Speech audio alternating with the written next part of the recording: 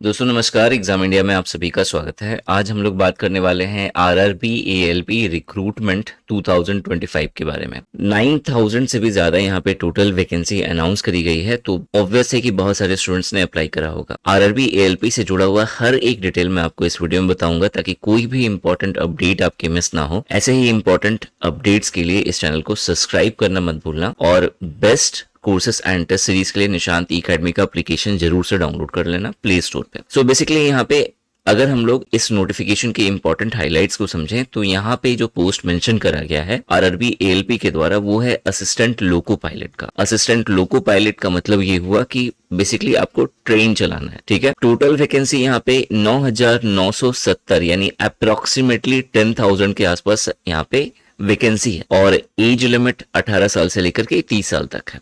Education qualification की बात करें तो अगर आपने 10th पास करा है प्लस आपके पास आईटीआई का रिलेवेंट डिग्री है, तो फिर आप इसके लिए अप्लाई कर सकते हो। और अगर ये नहीं है, और अगर आपने या तो डिप्लोमा करा है या फिर आपके पास इंजीनियरिंग की डिग्री है, तो भी जाकर के आप इन पोस्ट के लिए अप्लाई कर सकते हो। कहाँ पे अप्लाई करना है? तो www.indianrailway.gov.in ये ऑफिशियल साइट है। यहाँ पे जाकर के आपको रिक्रूटमेंट वाले सेक्शन में आपको इसका नोटिफिकेशन दिख जाएगा, और अप्लाई नाउ का भी बटन दिख जाएगा।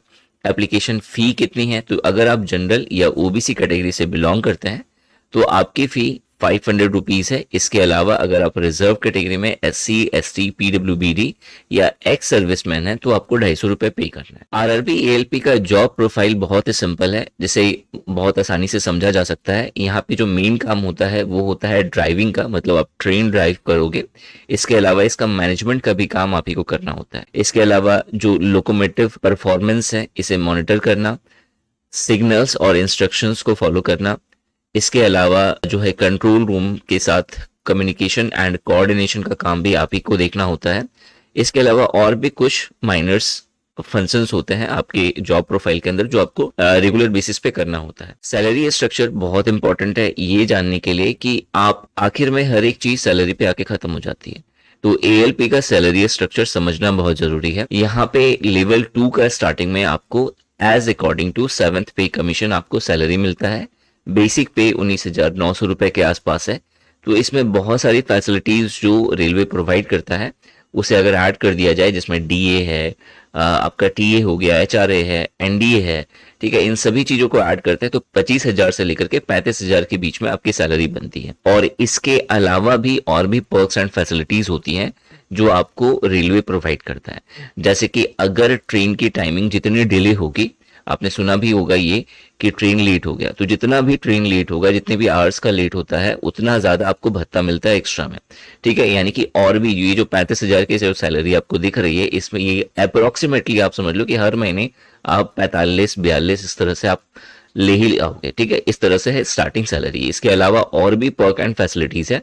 अगर आप ये जानना चाहते हैं कि एएलपी के अंदर कौन कौन सी पर्क्स एंड फैसिलिटीज हैं, तो कमेंट सेक्शन में कमेंट करके जरूर बताना। मैं इसके ऊपर में एक सेपरेट वीडियो लेकर के आऊंगा। नाउ ग्रोथ एंड प्रमोशन अगर समझोगे, तो जो स्टार्टिंग में आपको असिस्टेंट लोको पायलट का जॉब प्रोफाइल पे आपको वर्क करना पड़ता है। इसके बाद जो नेक्स्ट जो प्रमोशन होता है वो 3 से 5 साल के बीच में होता है, जिसमें आप सीनियर असिस्टेंट लोको पायलट के पोस्ट पे रिक्रूट होते हैं। उसके बाद फिर लोको पायलट, उसके बाद फिर लोको पायलट पैसेंजर, फिर आपको मेल और एक्सप्रेस का लोको पायलट यानी ड्राइवर बनाया जाता है, जिस समय आपकी सैलरी बहुत ज्यादा होती है। और अप्रोक्सीमेटली अगर अगर आपकी सैलरी अगर देखा जाए तो आपको तकरीबन तकरीबन 1 से 1.5 लाख का आसपास अभी मिलता है। ठीक है, यहाँ पे आपको 65 से 75,000 दिख रहा है, लेकिन जैसा मैंने बोला था ट्रेन डिले हो गया या किसी और तरह का जो भत्ता जो है आपको एक्स्ट्रा में मिलता है, तो अप्रोक्सीमेटली 1.25 लाख 1.5 लाख के आसपास की सैलरी आपको मिलती है। इसके अलावा जो फाइनल इसमें प्रमोशन होता है वो पावर कंट्रोलर या क्रू कंट्रोलर का होता है। ठीक है, इसके अलावा जैसे जैसे आपका प्रमोशन होता जाता है वैसे वैसे पर्क्स एंड फैसिलिटीज भी आपकी बढ़ती जाती है। सिलेक्शन प्रोसेस को अगर आप समझोगे तो यहाँ पे बेसिकली 4 स्टेजेस हैं सिलेक्शन के, जिसमें सबसे पहला है CBT 1, उसके बाद है CBT 2, उसके बाद है CBAT, उसके बाद है मेरा document verification and medical examination. जो CBT 1 है यानी कि कंप्यूटर बेस्ड टेस्ट 1 है, ये क्वालिफाइंग नेचर का होता है। इसके मार्क्स आपके मेरिट लिस्ट में ऐड नहीं होते। जो CBT 2 है इसके मार्क्स इंपॉर्टेंट है। आपको यहाँ पे जितना अच्छा स्कोर करोगे उतना ज्यादा आपका, उतना जल्दी चांसेस है कि आपका सिलेक्शन हो। ठीक है, सी बैट जो है वो कंप्यूटर बेस्ड एप्टीट्यूड टेस्ट है। बेसिकली ये भी बहुत इंपॉर्टेंट है और इसके भी मार्क्स जो है मेरिट लिस्ट में ऐड होते हैं। हम लोग इन सभी सिलेक्शन प्रोसेस को अच्छे से समझ लेते हैं।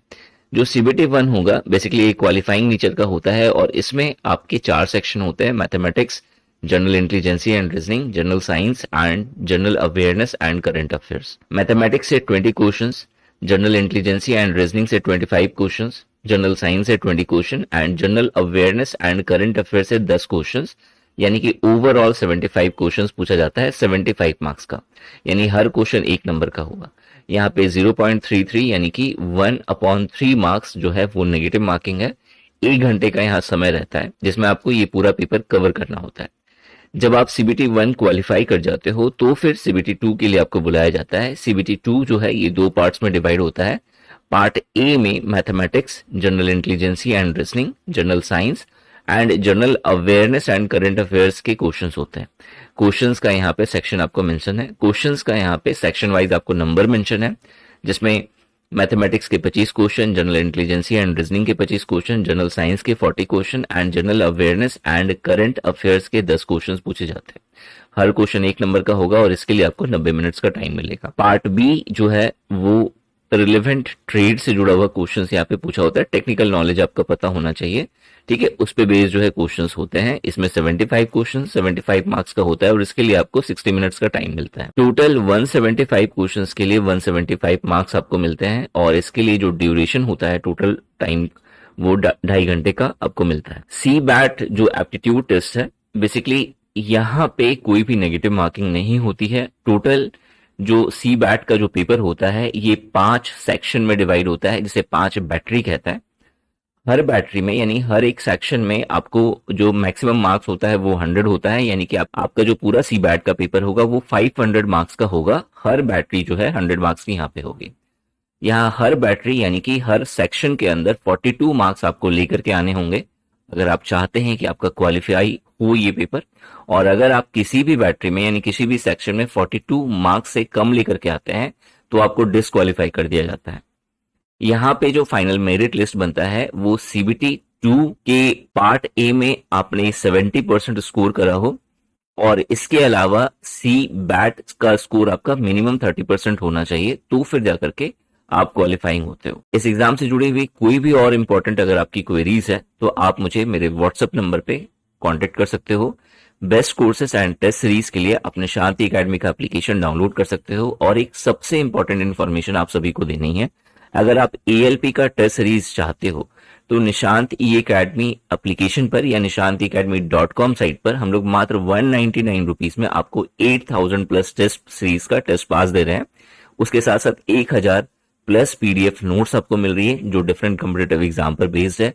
यहाँ पे आप रेलवे एएलपी का प्रिपरेशन बहुत ही आसानी से कर सकते हैं। 199 में जो आपको पास मिलता है इसमें आप 1 साल तक जितने भी टेस्ट सीरीज हैं उन्हें आप एक्सेस कर सकते हैं, पीडीएफ नोट्स को एक्सेस कर सकते हो, subject wise and topic wise test access कर सकते हैं। करंट अफेयर जो है आप डेली बेसिस पे आप अपडेट यहाँ पे होती रहती है तो आप इसे भी एक्सेस कर सकते हो। और एक व्हाट्सएप ग्रुप मिलता है जहाँ पे आप अपने डाउट्स वगैरह सब ले सकते हो। जितने भी गवर्नमेंट एग्जाम्स है आपको उनकी अपडेट यहाँ पे मिलती है, तो इसे आप ज्वाइन कर सकते हैं। इसके अलावा कोई भी और इंपॉर्टेंट इन्फॉर्मेशन अगर आपको चाहिए तो कमेंट सेक्शन में कमेंट करके जरूर बताना। और ऐसे ही इंपॉर्टेंट अपडेट्स के लिए इस चैनल को सब्सक्राइब करना मत भूलना। Thanks for watching this video and wish you good luck for your paper.